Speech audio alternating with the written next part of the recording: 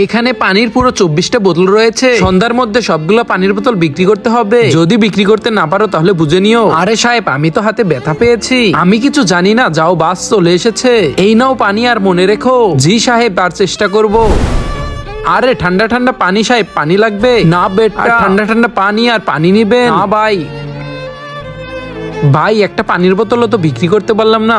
ছোট ভাই, ভাই অনেক গরম পড়েছে, আমার অনেক পানি পিপাসা লেগেছে, আমি কি এক বোতল পানি খাবো? আরে ভাই, আমরা যদি এখান থেকে পানি খাই তাহলে সাহেব আমাদের খাবার খেতে দিবে না। চলো ভাই, আমরা কল থেকে পানি খেয়ে আসি। আরে ছোট ভাই, কল তো নষ্ট, কিন্তু ভাই আমার অনেক পানি পিপাসা লেগেছে।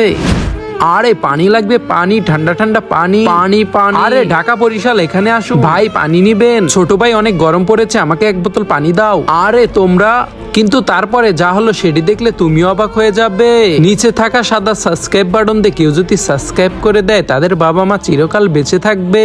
আর যারা ভিডিওটি লাইক করে দিবে তাদের মনের আশা যেন পূরণ হয়, আর আমি দোয়া করে দিলাম। আরে সাহেব, কি হয়েছে? এগুলো কলের পানি। কলের পানি তোমরা বিক্রি করছো? না সাহেব, এগুলো কলের পানি না। তোমরা মিথ্যে কথা বলছো, আমি নিজের চোখে দেখে এসেছি। না না সাহেব, এগুলো কলের পানি না। আবার তোমরা মিথ্যে কথা বলছো। আরে তোরা চলে যা এখান থেকে, এখানে আর আসবি না, তোদের যেন এখানে আর না দেখি। আরে ভাই, কিছুক্ষণ অপেক্ষা করো, কিছুক্ষণ পর আমরা পানি খাবো। এখন তাড়াতাড়ি করে সবগুলা পানির বোতল বিক্রি করতে হবে। আরে অনেক দেরি হয়ে গেছে, ওরা এখনো আসেনি। চলে এসেছো? কয়টি বোতল বিক্রি করেছো? আরে সাহেব, একটাও বিক্রি করতে পারিনি।